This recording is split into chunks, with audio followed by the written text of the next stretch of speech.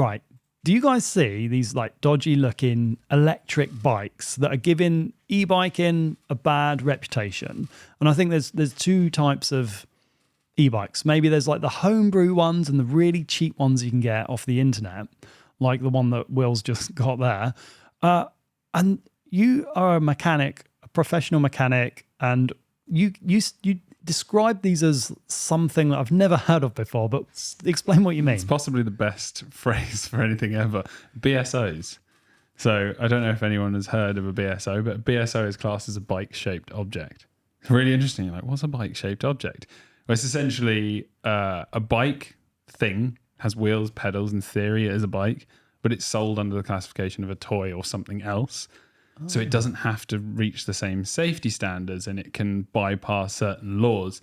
So you might have heard of like some no-name brands, or like for kids' bikes, you get those like Spider-Man bikes, or like a Frozen bike. Well, they're not classed as bikes technically. They've got like plastic headsets. Everything is essentially, as soon as it wears out, that's it dead. You can't repair them. They're not serviceable.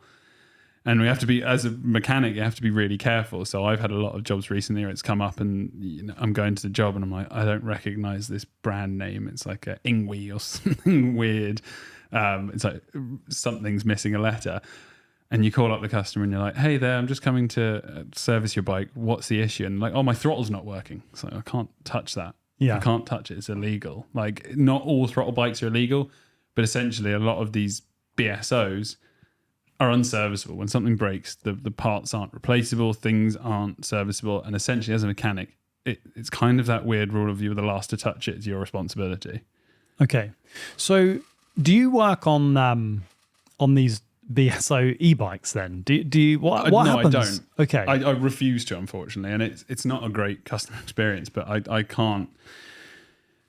We just talked about fryers and things like that. There's you mentioned it. There's a lot of dodgy e-bikes, and the topics on the news. If you just go on Google and you search e-bike news, the first things that come up are e-bike fire, death from e-bike fire. It's horrible news. Yeah, and unfortunately, it's like horrible. If I'm the last person to touch that bike and it blows up, I'm Cytec qualified, so it's essentially I'm responsible for it. Okay. So, it's my right and my integrity as a mechanic to refuse things that I don't feel are safe for someone to ride. And especially something that isn't classed as a bike that doesn't reach the same safety standards, I can't guarantee that bike will work or not, or be safe, regardless of a fire or regardless of something to do with the battery, just even in terms of like the quality of a set of cranks or, of a wheel, something folding and going wrong. There's no way of guaranteeing it. It hasn't gone to the same safety ratings. It hasn't had the same testing. And it's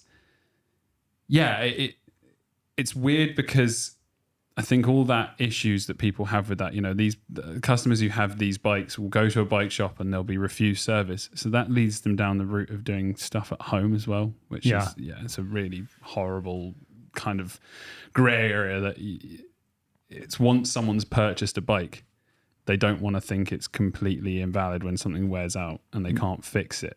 Yeah. To me, there's a couple of pieces to it, isn't there? There's these like super cheap.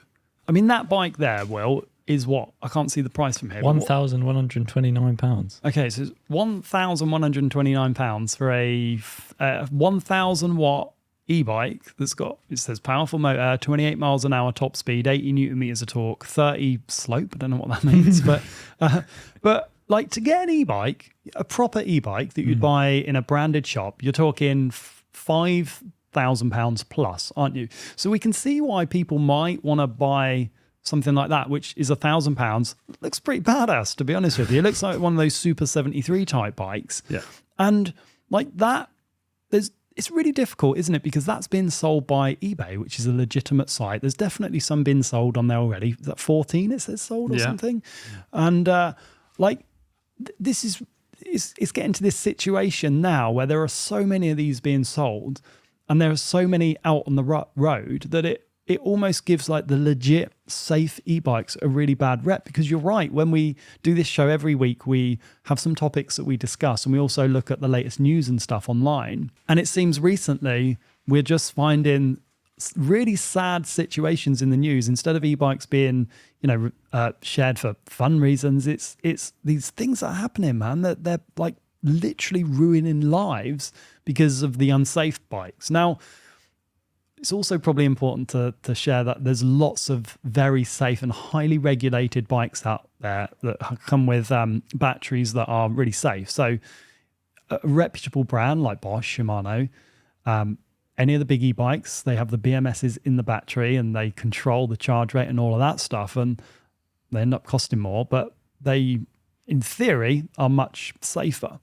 But yeah, we keep seeing so many more e-bikes like this one here, this £1,000 e-bike out on the roads. And you only have to order you go on the app and you order like an Uber Eats or a Deliveroo or something. And the likelihood is, for me anyway, I don't know about you guys, but they're being delivered on e-bikes that look not too dissimilar to this. Try not to order junk food. Just saying. Or, you can order your shopping nowadays, eh? Come on. You can order healthy food like Leon or something like that. You can still get... What's Leon? It's like a nice, healthy salad kind of fast food. Yeah. I mean, I don't tend to go for the salad. If I'm ordering off there, I tend to go for... Yeah. Weren't you just telling us about all the McDonald's you ate on the way back from riding?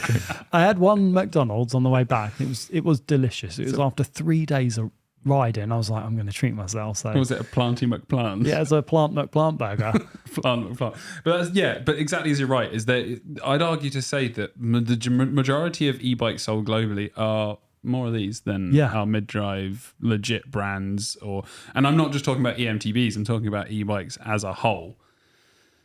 And it's scary because legitimate websites, you can buy these, yet they're still illegal. Yeah.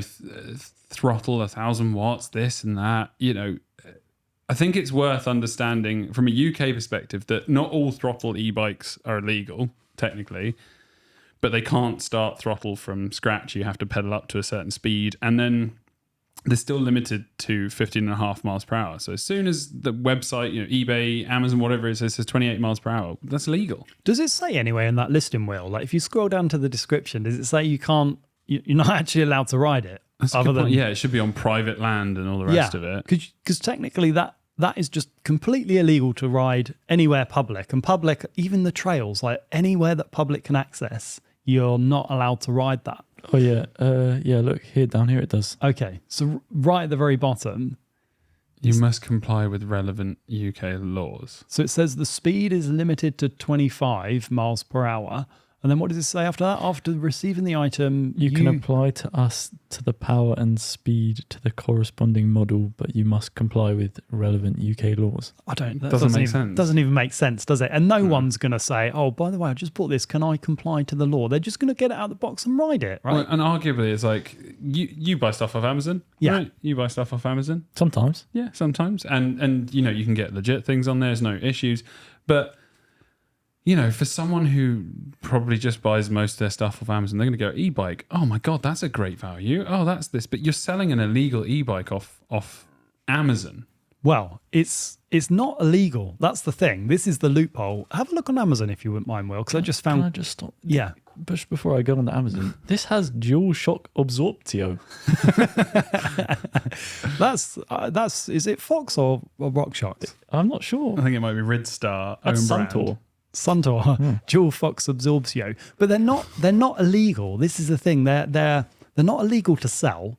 It's this kind of grey area, isn't it? It's just illegal to ride on the public road. Yeah. So that's the illegal thing. It's not illegal to sell them because. But the irony of having articles every day about e-bike fires and illegal e-bikes and this and that, but they're still able to be sold. Yeah. It's almost like there needs to be you buy any consumer electronic item, it's CE stamped, right? To be sold in the UK or Europe or every part of the world has their own safety standard. I wonder if we need this for e-bikes. You generally have them on the ones that we buy. They have a certificate of conformity which says they're restricted to a certain speed limit and they're safe, but I wonder if there needs to be this entire classification thing with motorized bikes. I hate to say it, but do we need like an MOT for e-bikes? Like, I know no, that's but- a really.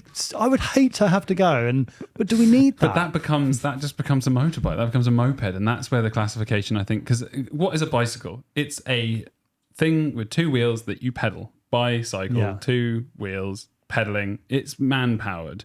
I thought that was going to turn into a song then. Bicycle. But it's that is the definition of a bicycle. But And these as are soon as- electronic. They're That's- pedal X. Yeah, aren't yeah, they, but it's now? still classed as an electronic bicycle. Yeah.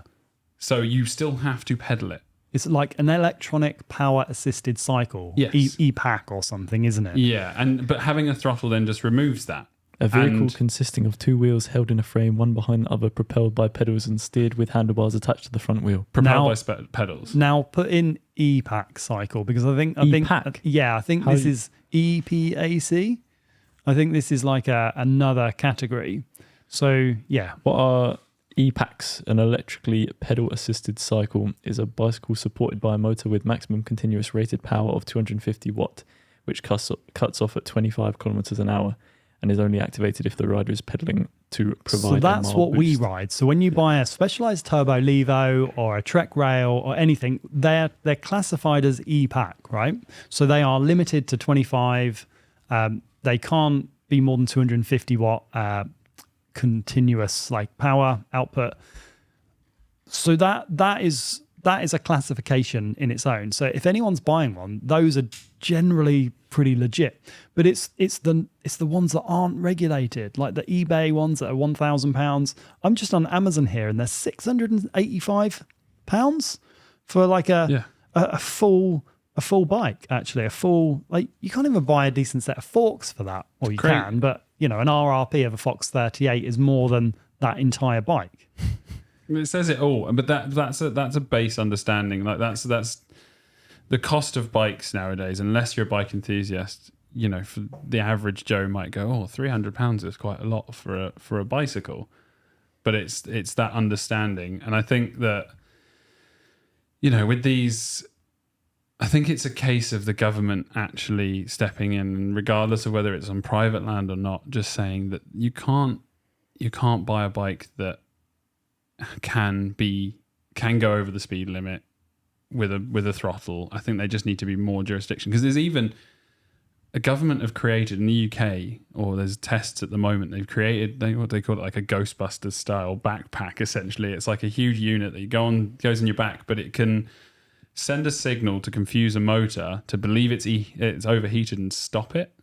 So What? Yeah. It's What? like- Hold on, explain this to me. Yeah, again. well, there's an article. So, Before we move on to that, Yeah. whilst I'm on this thing, this is quite interesting on this one. They've restricted it to 15.5 mile an hour when selling it for the UK laws, but then they say, but don't despair, we have included the throttle in the box of accessories that comes with the bike. Plus, we have a video on our site showing you how to de-restrict the motor.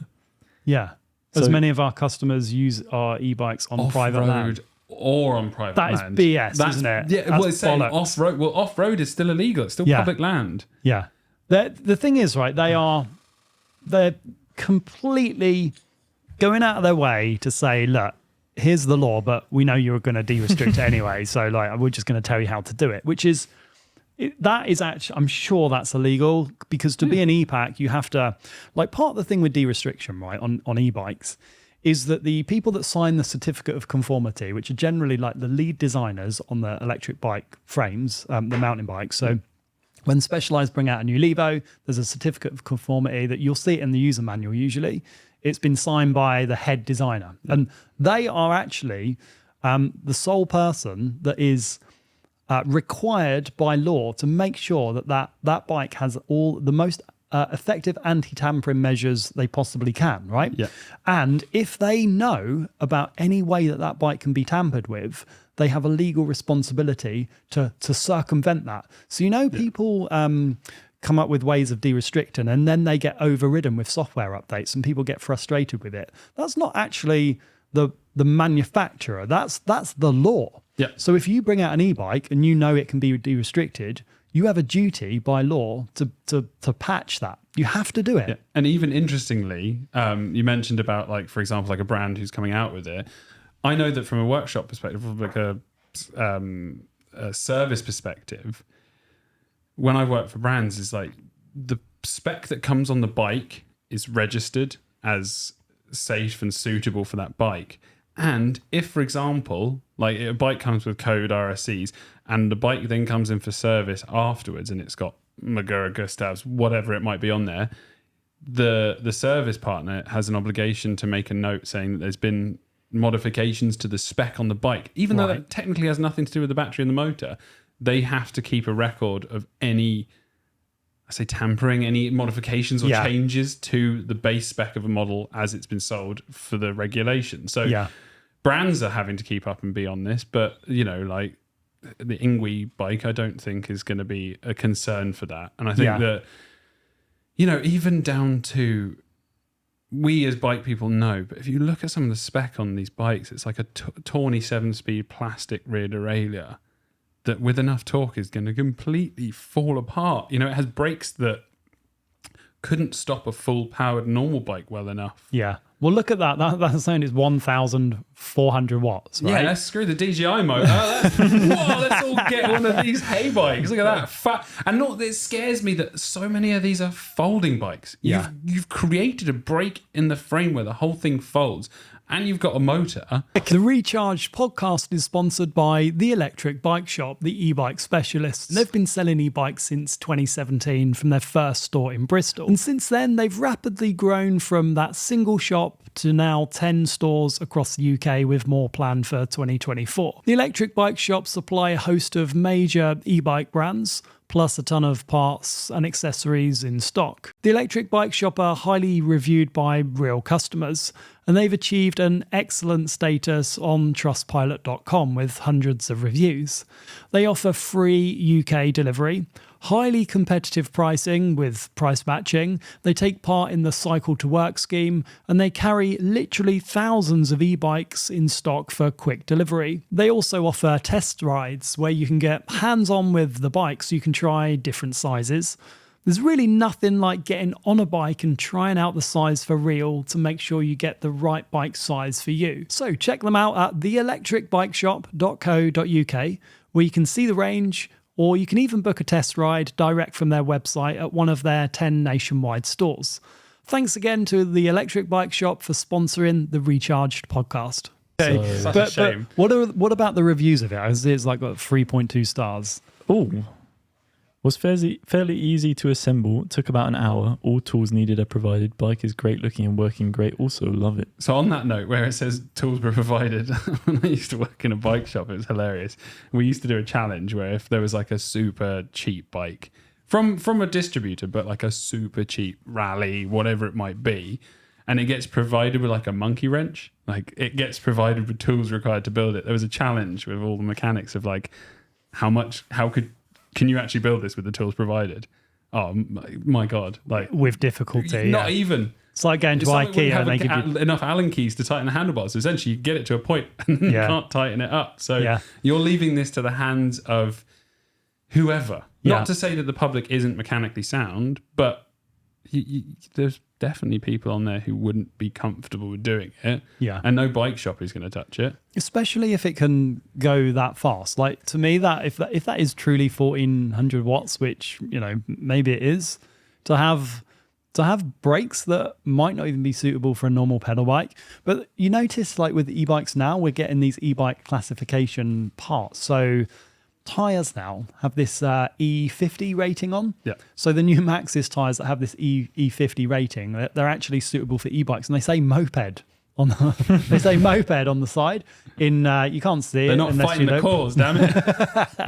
They're trolling us. They're putting moped on it, but it is true. So I can see why, as a manufacturer, if a bike comes in for repair and it's got the parts that weren't fitted with it, are they actually suitable for an e-bike? Like if you change the brakes out from the original ones that were suitable for that bike when it was sold, are the replacement ones powerful enough to stop you? Yeah, and there's no guidelines, there's no information, and there's no support with that necessarily.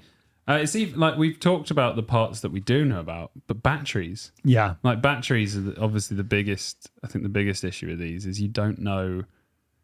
Yeah. Especially like that. I don't even think you could probably get it out, but you don't know what's inside. They're all inside a plastic casing. It's AAAs. Well, I just popped a link. If you click on that link in the spreadsheet, So look at the price of these bikes, right? So the two at the top, they have the complete bike is $799, and it comes with a motor and a 10.4 amp hour battery. But if you scroll down a bit, that's it. That one just at the bottom there. No, the one under that.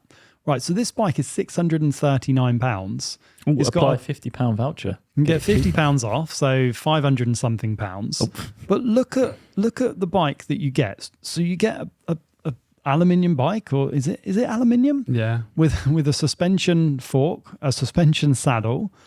Like you get all of this stuff. Can I pause you? Suspension suggests that it suspends something. That is 2 springs in a tube, and you might even get lucky if they're springs. Bro, Yeah. this is dual shock absorptio. It's another dual shock absorptio. Okay, so this is the type of bike that I think poses.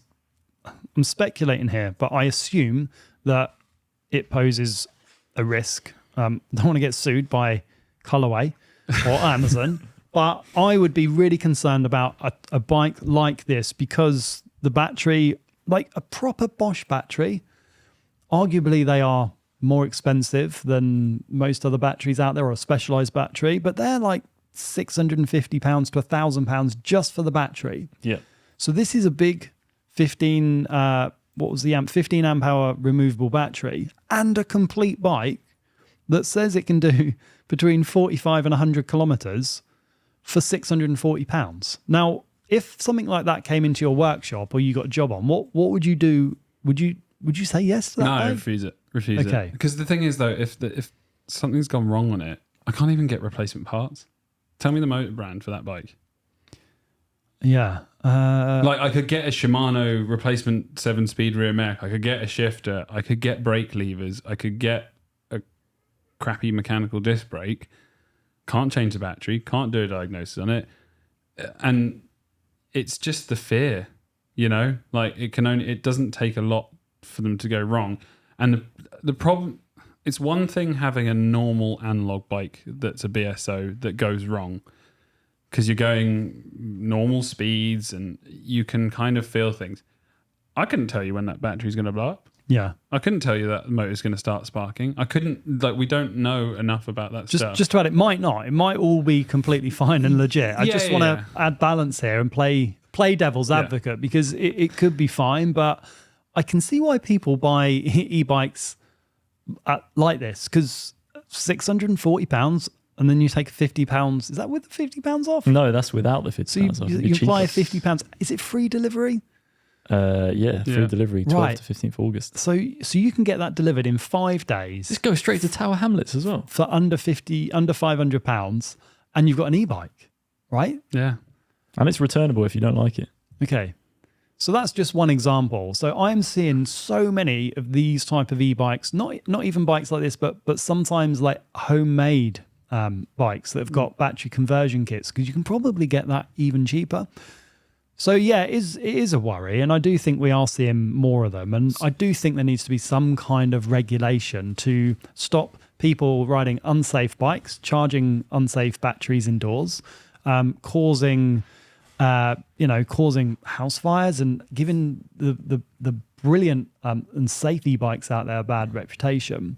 What have you found, Will? This is what Adam was mentioning earlier before I rudely cut him off. That's fine. With the police. Take it away, Adam. Yeah, essentially, we've had a look over the article, and they're trying to develop something to be able to stop e-bikes. Because the thing is, yes, it's technically a law that they can't go so fast and this and that, but how many instances have you heard of police stopping illegal e-bikes and actually doing something about it? I've heard a lot about the scooters. Yeah, I've but the seen a lot of scooters, videos as of the scooters issue is that they are illegal nonetheless, because they're throttle and As in the little kind of scooters that you electric just like your pure scooters or whatever. But the problem with that is you're really confusing the public. Is that you can get a Lime scooter, you can get a Lime bike, you can get a Forest bike, you can get all these types of bikes for hire on the street. So what's the difference? Yeah. And people don't necessarily understand that. Well, they are regulated, aren't they? Yeah, They're good fun. We hired one, didn't we? The Lime We ones. did. They go 15.5 miles an hour. They're brilliant. Yeah, Like, my first time was at Eurobike last year on those Lime scooters. And I was like, wow, this is wild. How is this legal? I was like, this is crazy. But isn't it a good way to get around the city? 100%. It's amazing. And I love e-bikes, and I don't like. I was going to say, do you think the issue isn't a regulation issue, which I think it is, or is it maybe that we need to have safer, much cheaper e-bikes to broaden the market? Yeah, I think there's two things in there. First of all, I think there needs to be some kind of regulation to stop people selling unsafe shit, basically, on Amazon and eBay. Yeah. Because when you buy from the likes of Amazon and eBay, I think you trust what's on there, right? Because it's bought from Amazon. Most things on Amazon are pretty good. You can get some things that aren't so good, but I think you have this false sense of security buying something from a place like Amazon because it's on there. You think, oh, it must be fine. It's Amazon. There's some reviews, all that stuff. So it's not like a dodgy website that you're buying stuff from. It's Amazon. And there doesn't seem to, it's like the Wild West, man. Anyone can sell stuff on there. Obviously, we've found that stuff is not meeting regulation. They're advertising that you can de-restrict it. It's a lot of bike you're getting for your money. And I do feel that needs to be some kind of stamp of approval from some kind of body that says this is safe to go and ride out on the high street or on the roads. The loophole to that with BSOs is that they're sold as toys. So that's the thing. But again, it needs to be stricter on that front. But the solution to this, and this is probably a long time off, from a safety point of view, the biggest safety concern is a motor and battery on these illegal or these unsafe e-bikes, should we say. We've had a few comments in previous ones, solid state batteries. And I've looked into it and it sounds like solid state is the way forwards. Because essentially you've got lithium ion batteries, which is two liquids that if they cross and they're not regulated will cause a reaction and very, very, very... volatile. That's the word. Yeah, very volatile. And essentially a solid state removes that. They don't have liquids and it can be regulated. Apparently, there's articles saying you can get double range, duration and smaller batteries. They're more expensive and it's going to take time to come in, but they don't catch fire. Okay. They can charge in 15 minutes. They don't contain rare metals like cobalt, which is a good one because there's a lot of sort of moral issues with how cobalt is mined. People are saying by the end of the decade, so is when they're due to start to see them more. But there is actually a Swiss brand, that has already released a solid state bike called Stroma. And they're kind of a commuter style brand. And again, solid state batteries, they look a little different, but they seem to be the way forwards. Yeah. I wonder if that will be... I think it will be at a higher end, won't it? We'll start to see with solid state batteries. It will. I absolutely agree with you, but I wonder if we're talking 10 to 20 years for that to become. You're not going to be getting one of those cheap Amazon bikes in 2030 with a solid state battery. I think it's still going to be these kind of cheaper lithium ion ones, and then the higher end will be solid state, much lighter.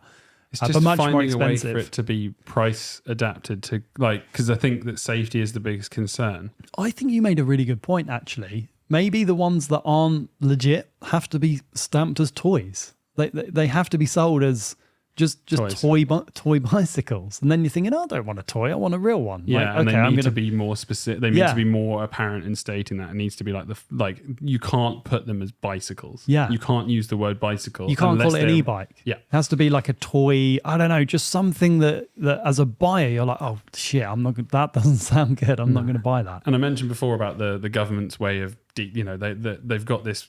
They use the reference of like Ghostbusters style backpack. So what is it? Like, how does it's essentially a device that would send a signal to an e-bike motor, and I'm imagining like backpack and like a laser thingy, and you aim it at the bike. But it essentially it confuses. It sends a signal to a motor to confuse it that essentially believes that the motor is overheating and sets down into this automatic shutdown mode.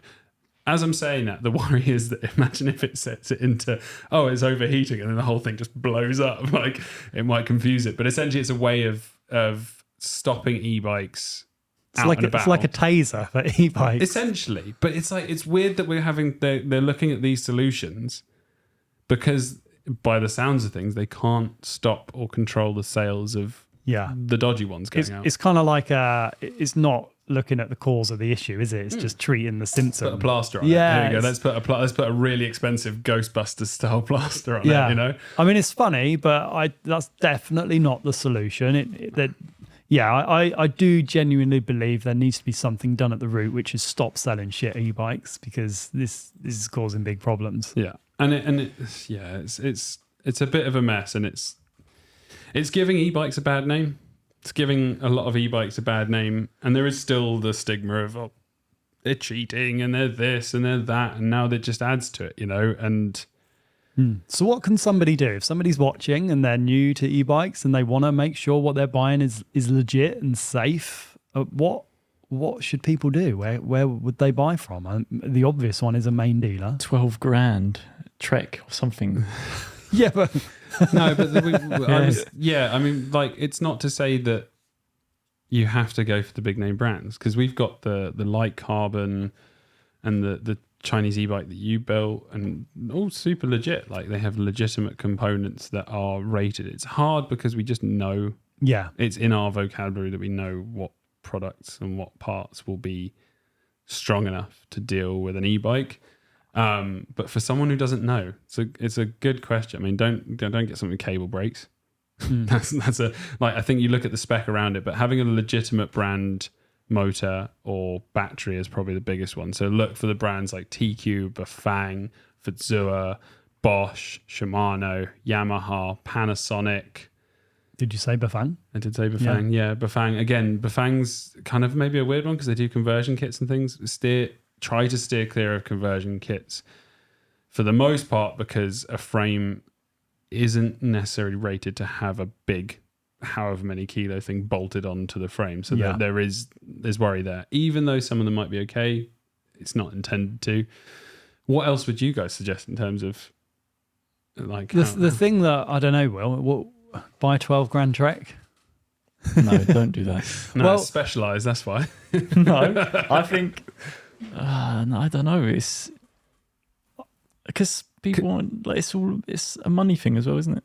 Yeah. Like mid-drives are a good indicator of a pretty legit bike. I think if you're buying it from a bike shop, generally you're okay, right? Yeah. Yeah, probably. Like a reputable bike shop? Yeah, but the thing with bike shop stuff is there's always going to be a markup, and I'm a big believer in good price. You know, there are brands like we saw before Vitus closed down. They were doing a sale which was like £1,800 for a legit Bafang mid-drive. That's way more still, isn't it? That's like 3 times the price more. It is. Not from this guy with his. No, but those 600 and the whatever, what was it? Six. Yeah, you get it for 590 with the discount. I think that is.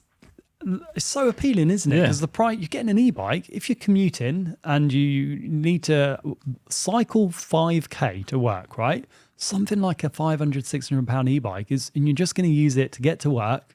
You don't ride it socially. You don't really care as long as it gets you to and from where you need to get to. It's quite a compelling price. And some of them have like lights, mud guards, reflectors, and they go faster than what you could get in a bike shop. So, and it's way cheaper. And it's easy for us to say, "I'll just go and spend £3,000 from one in a bike shop." Yeah, it's a tough one, isn't it? Because we are in the industry, we ride these bikes. You can quite easily spot something that's not like maybe up to the right standards. But I don't know, man. I don't know what the answer is. I think something needs to be done. There's clearly an issue with stuff because we're seeing it in the news, and it's not good. So I have people like family members message me and be like, "Oh, make sure you don't charge your bike inside or something." Because I see all the bikes are catching fire and your house burns down.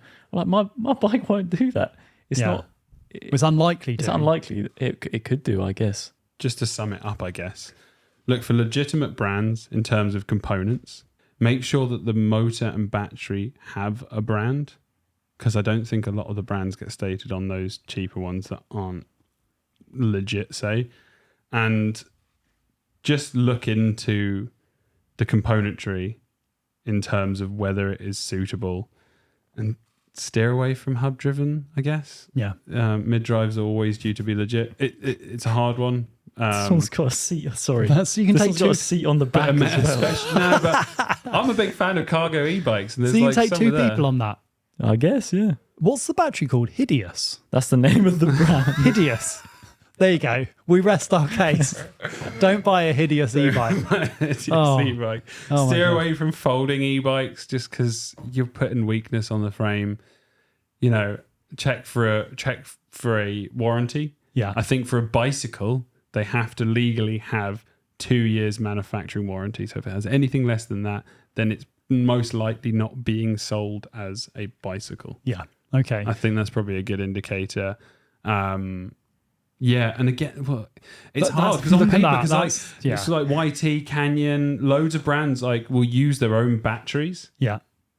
but they're made from another battery manufacturer. It's all legit. So again, on paper, it's hard. Yeah. They're having such a They don't great even time. have helmets on. No. In these pictures. So yeah, do your research, look through things, and if you scroll down and in the thing they've got a way to de-restrict it in the information, and say, don't worry, we can tell you how to de-restrict it, and you've got a throttle, then steer well clear of Just it. before we move on, what's the description for this one? Because that at £599 is, Let's lap it up. it's like, yeah, 750 watt motor, 13 amp hour battery, e-bike 40 for adults. per hour bike. Yeah, it says UK stock on it. It's called Hideous. It says an electric bike you can trust. Comes with a chain tensioner and decreases the likelihood of chain slippage. How many Specialized or Trek have? This is an e-bike you can trust. You don't need to state that you can trust it, right? No, and we know like they're riding with no helmets, can do 40 miles an hour. It's 599 quid, and it's an e-bike with 2 seats on. That's a recipe for disaster, I think. Anyway, let's move on. So, what else have we got? So, next up, tires. Right. So there's some new tires out from Schwalbe. Schwabble. Schwalbe. And then Maxxis released a new High Roller 3 that looks pretty amazing. Yeah. And I've been using the Conti Argo Tail, but give us an overview of this new tire and what's so cool about this one from Schwalbe. Oh, was that directed at me? Go on, Will. Well, okay. So there's actually 2 new tyres. Thank you to the people at Bike Radar for this article, by the way. So there's one called an Albert. Oh, Albie. And there's also one called a Shredder. And the new technology is this radial technology where they're using perpendicular carcass structure claimed to improve grip and reduce vibrations. Tell us What? more, Will. What does that mean? Lord, please don't. Radial. Radial. Okay. What as opposed to what? Non-radial. Really getting the 3rd degree there. Oh, look, here's some tech. This is just, I don't know anything about this. I'm just reading Bike Radar's knowledge here. But radial tyre constructions in the automotive industry, at least, are nothing new. Oh, so it's old news. Yes, radial tyre carcasses are built using plies that run... Plies? Yeah. Plies. That run perpendicular 90 Yeah. degrees to the tyre's direction of travel and typically use a belt that improves stability. Diagonal carcass, also known as bias ply, tyre construction plies crisscross one another at sharper angles, typically between 30 and 45 degrees, forming a mesh-like pattern and giving them their strength. Both tyre construction types can be built from as many or as few plies as the manufacturer wishes, depending on their intended usage. Which I believe is referring to TPI. Right. Okay. So TPI, I'm assuming the P is plies. Plies, I'll yeah. double check that. But essentially a TPI contract. You've got 120 TPI, which is a tighter weave.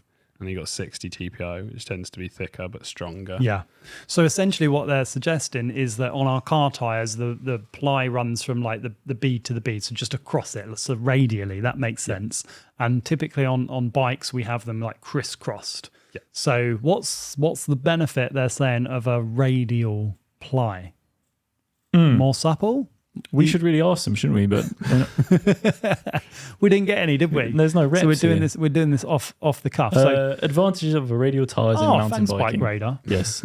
According to Schwalbe, because the tyre's plies are at a more obtuse angle, they're under less pressure or tension, which means the tyre can deform better as it rolls over bumps. That makes sense. Thanks to that additional deformation, there's also an increase in tyre contact patch up to 30% for an equivalent pressure against a bias ply tyre.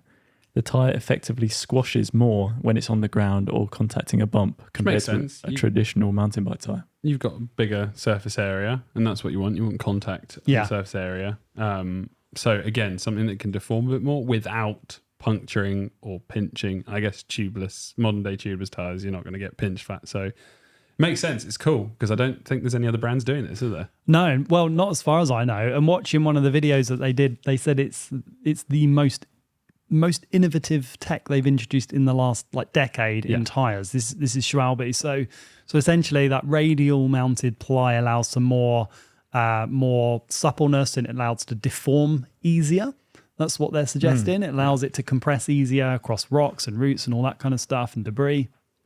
More controlled rebound and smoother response behavior should help improve bike handling and grip. This is all very big claims, isn't it? It is very big claims. Very interested to try these tires. Yeah, it's cool that the technology is kind of going, like they're really focusing on it. Because I remember that there was those wheel tech advances, like the crank brace synthesis and stuff, where you've got a slightly more compliant front wheel for deformation and grip and contact, and you've got a stiffer rear wheel for better acceleration. And I felt the difference on the synthesis. Have you ridden the crank brace synthesis? No, I use Akura wheels. Akura wheels. Yeah. No, but Akura have got a similar sort of You're thing. laughing because they're a sponsor of the channel. They're really good wheels. They're genuinely good. And I was a horse stood on my wheel. Did you see it? I fixed the wheel. Yeah, you fixed the wheel. A horse stood on it and I watched it. So just to put it out there, I did not film. I did not see a horse walking over to my wheel and think, oh, I'm going to film this horse. Let's let it all occur.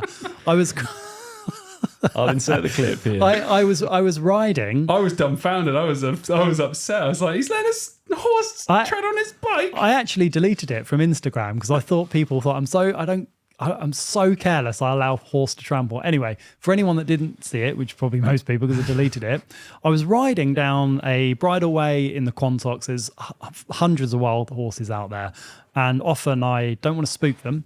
And I put the bike down and let them cross. So they were crossing the path, Good right? go, Rob. So I put them down. They're amazing. They had some little foals. Got my camera out, filming them. Saw some more in the distance. These ones walked past me. And I turned around and I saw them sniffing my bike. Normally they just completely ignore it. And two of them went to sniff it. And I was Fan like, of oh, the crest line, aren't yeah, they? what's he? And then he started scratching his neck on the grip on the side like that. I was like, oh, this is really funny. Hopefully he doesn't do any more. And then he just trod on the bike.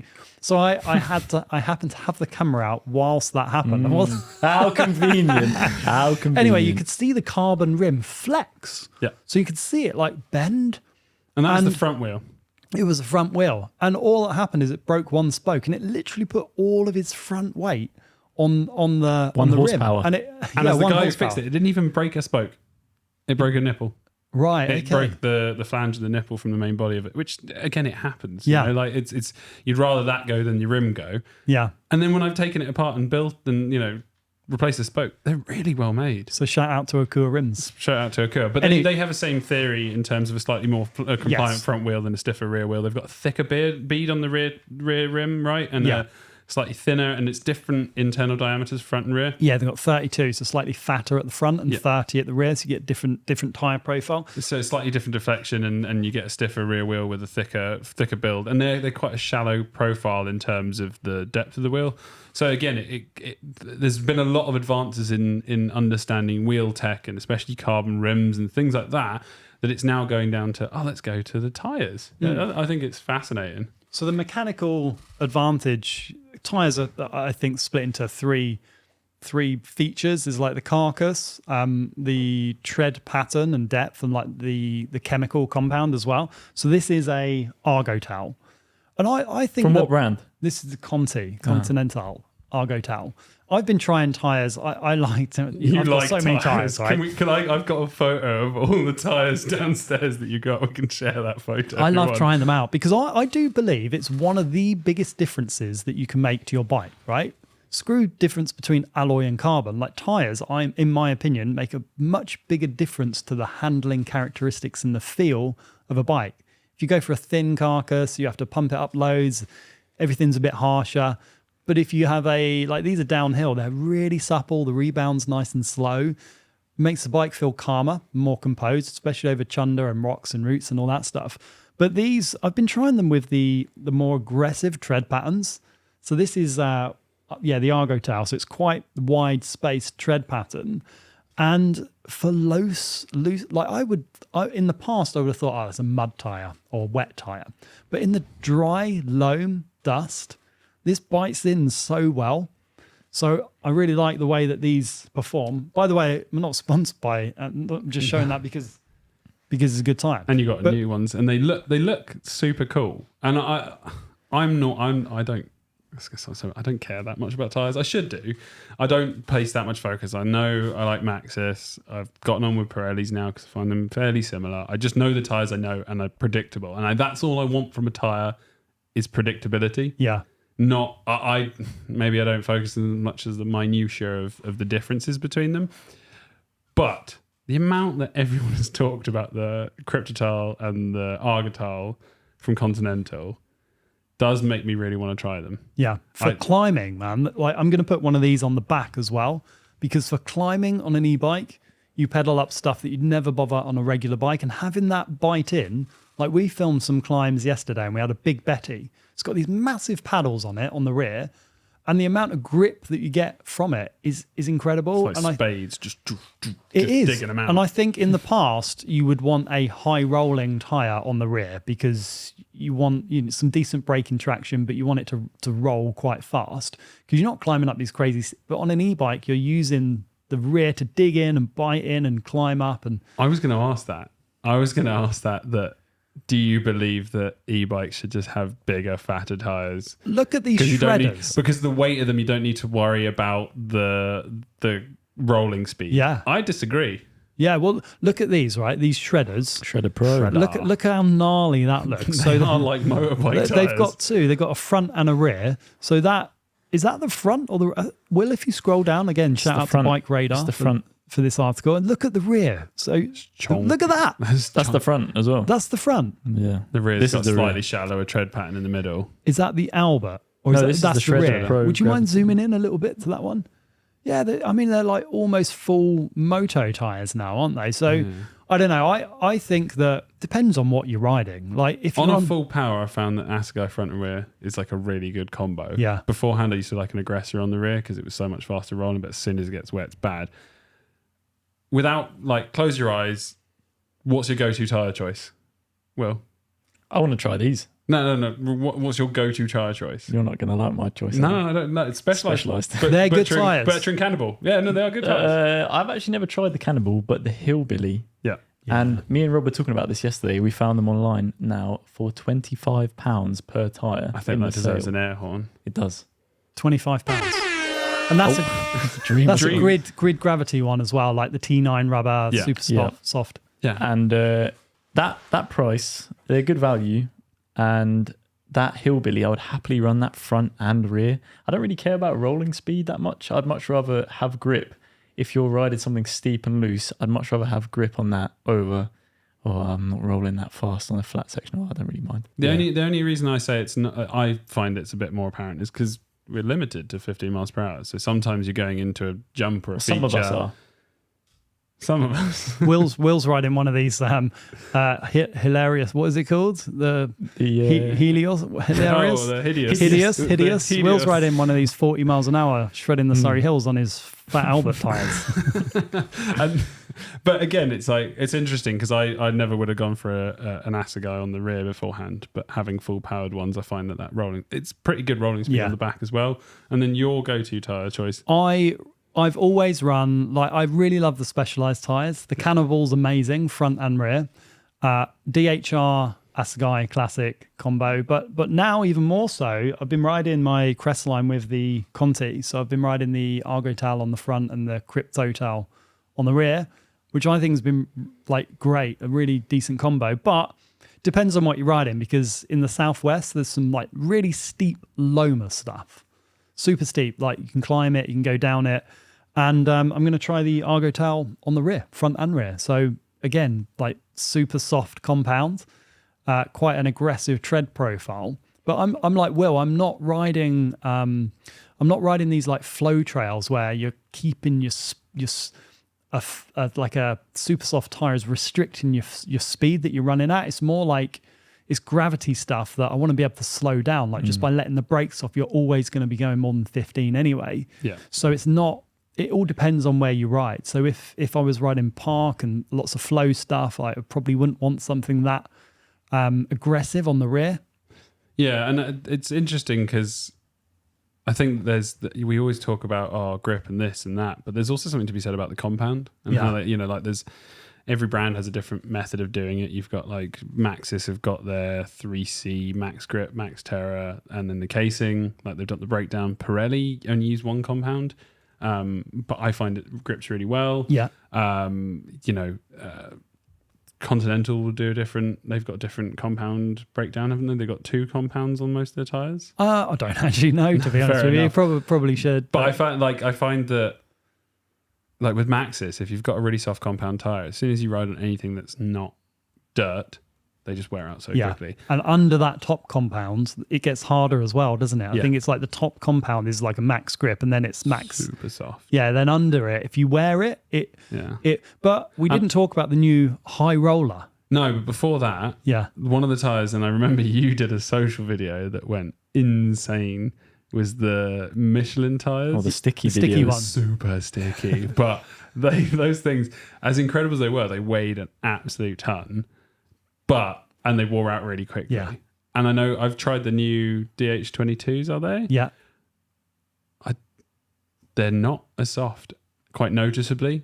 And I don't know if I'm that inclined towards the them. brand new one that's just come out. They're kind of pinging a little bit because they've got quite a deep tread, but then it's not as soft, and maybe they need to be radial because then it would deform and control. You don't need to be as concerned with having too thick a tread pattern if you've got a really moldable, what's the word, like malleable. Yeah, you're full of it. A really malleable tire, because then it'll just conform, and then those classic Schwalbe was they were really a soft compound, and you could like almost tear the side walls off. So I'm glad that they've moved away from that and approached this from a different method. But high roller 3, that looks cool, doesn't it? It doesn't look anything like a high roller. It doesn't look like it would roll high, or be a high roller, or roll high, it's or got roll the fast. best name. It has got a really good name, but that's not too dissimilar to the the tread on here, is it? Really, it's this open spaced, like you've got raised.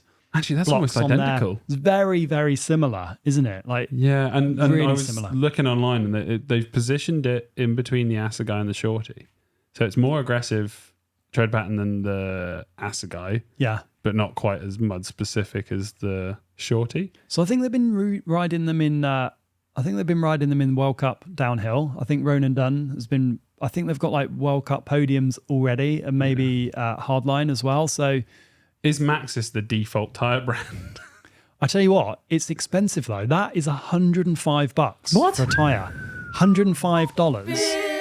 Which is like, we go back to the Specialized one, £25. I know we're talking pounds versus dollars, but in the UK, I think the RRP is £85 or £90. Like, Jesus. Yeah. Jesus. Really expensive. So tyres are expensive. And for something that will wear out over 6 months? Depends how much way skidding. less than that. Less than that? Yeah, way less. You skid a too much, super bro. You're doing too much skidding. So is Maven brakes. What you need to do is, if we go back onto one of those dodgy bikes, it had anti-skid tyres on there. We need to get you some anti-skid tyres. Anti-skid tyre? Yeah. So they're probably like the hardest. No, hold on. They must. That doesn't even make sense. Anti-skid tyre. So they're going to be ABS on the tyre. They're made of blue tack. It rotates on the rim. The thing is, this Max Grip compound, when we rode in Finale, a few months ago, I had a Max Grip DHR2, and I rode for 4 days. Time. It was rode for 4 days, and it was toast after that. Yeah. So no way was I going to get 6 months out of that. So that was what, 80 quid that you just went through. Yeah. Classically in the bike park, I always used to ride like a 3C Max Grip front tire, and then I'd run just like a no special 3C, nothing like that, just normal casing tire on the rear. Yeah. Bike parks, again, it's as long as you've got grip on the sides, it's pretty well maintained, and you don't need to worry too much about like having super heavy tread, but it would just last so much longer. And especially like with a bike park, for the example of Morzine, you're rolling down that road from Leger down back to Morzine town, man, you're just literally on the road, and if you've got a 3C tire, it's just like, bye money, bye, see ya, and I think that's something that some brands are getting on board with. You want consistency on the same tire, because you want that feel of that tire to be pretty similar up until probably you go to change it, rather than going, oh, it's a great tire for the first 3 rides, and then after that you're going, now I'm just riding a slick tire. You got grip and performance for one or two events isn't enough to sell it to me. Yeah. No, it's the balance, isn't it, between grip, longevity, price. It's about finding that balance. And what I have noticed, just going back to the Contis, is even though these are the super soft, they feel nowhere near as soft as the Maxxis Max Grip. Like, to me, it's an unscientific like finger press test, but it doesn't feel as tacky and as malleable or pliable as like a Max Grip. It feels like it's more of a, it's strange. It feels like a tougher compound, a bit more like a Schwalbe, I would say. Are these e-bike rated? I guess so. I guess so. Don't know. Hope so. I don't know. There's so Show much them to choice the nowadays. cameras. Yeah, hold them up. Yeah, there's so much choice nowadays. It's like what to go for, you know. I do think it makes testing out- such a big difference to the way the bike feels and rides. I think, yeah. I don't know. They do. What you need to do is you need to have 50 tyres like I've got and try them all. This is what I mean, is then- people don't necessarily have that luxury. No, but like, no, you're right. And I think I am that privileged and, you know, in a position where I do get them on test bikes and brands send them through. But I you know, people spend £1,000 on a new set of forks or a coil shock or carbon handlebars. And I do believe that a tyre that's well suited to what you ride is going to likely make a lot more difference than a carbon bar or something like that. That's probably the same price. and you don't ride with a cush core, do you? No, Do you care about inserts? No, because since riding downhill casing tires, I've and plugged to Petey's here, like I've never had a puncture. Yeah. Sorry, that's not true. I've had no, I Screw no, Petey's. I have had a puncture, but like not for a long time. About a year ago was my last puncture. Yeah, I think modern tubeless tyres, like touchwood, I haven't had a puncture in Yeah. 2 years, I don't think. And So lo and behold, my next ride, I'm going to get a puncture now. But I don't think you need to necessarily with where we ride, like run a cush core if you running a downhill casing tire. No, but it changes the feel, doesn't it? Yeah, It does change the feel. Schwalbe was saying in that release video for the new radial tyres, they were saying they weren't happy with inserts. That's why they wanted to develop this new tyre technology, because they didn't think inserts were good enough, basically. They're Yeah. a massive faff as well. They're messy to put them in. It's dirty to get them out. They're I've too seen- much hassle. I've seen guys racing enduro and the tyre's flat and they're still just riding on it because there's that insert in Yeah, there. And That's true. I don't ride with them. I think they're all a whole load of faff. But it could get you home if you get a flat. Yeah, and on a rear tire, and then you don't have to worry about getting a DH casing tire. Yeah. You've probably got a little bit more choice. But like a cush core is the same price as a DH casing tire, or maybe more. I yeah, think but cush core lasts multiple tires. yeah. No, I don't know. I've tried them. I've used cush core.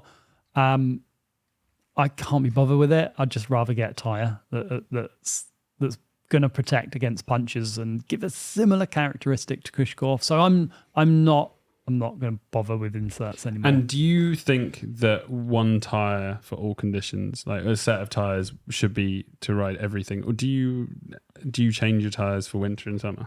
I would probably change to a more aggressive tread profile in like October and leave it on till April-ish. Just leave it on all year round nowadays with the weather. But you know, if that, I'm going to put that on the front and the rear. I've got it on the front. I'm going to put one on the rear. I'm going to see how that rides in the dry and even on roads to get to the trails. And that might be the type of tyre that I could leave on all year. It might be that aggressive enough for the winter, not crazy, because the Shorty was good, but it did flex a bit and squirm on hardback. But I reckon that might be okay. Yeah, I feel like this could be the Assegai all year round combo, which is what I've found with the Assegai front and rear. But slightly more aggressive, I think, than the Assegai. Yeah, I think you could go for a slightly more aggressive on the front, especially in winter, than an Assegai. But Maxxis seem to be the default tyre brand now. But I'm keen for something to actually come out and make a big difference. And if these Schwalbes... Lots of brands are speccing these out the box now. So OEM, like Nukeproof will come in with those on. Rest in peace, Nukeproof. Really? Yeah. The new YT comes with these. SN? Yeah, so it's these Oh, now. really? Yeah. Okay, cool. That's cool that's now they're becoming default tires, because I think that we're seeing a lot of brands changing. Like all the riders will change to these, and it's amazing. Like even we bumped into your friends the other day on a ride, and they were like, "Yeah, night and day, always ride these. Go for these." All three of their bikes had these Contis, didn't they? Yeah, they look good. Is it placebo though? Possibly. Because World Cup races winning and you see Possibly. everyone on them. Possibly, but in my experience, the front dug in so well the other day. I was like really impressed with it. Can we trust you though? No, you need to try it yourself. So some interesting topics, I think. These cheap e-bikes, just, I don't know, we've got to work out something. Let us know your comments down below. Tyres, yeah, try as many different tyres as you reasonably can, because I think it makes a big difference. Thanks, Adam. Thanks, Will, for coming in. And yeah, we will catch you really soon. See you later. See you.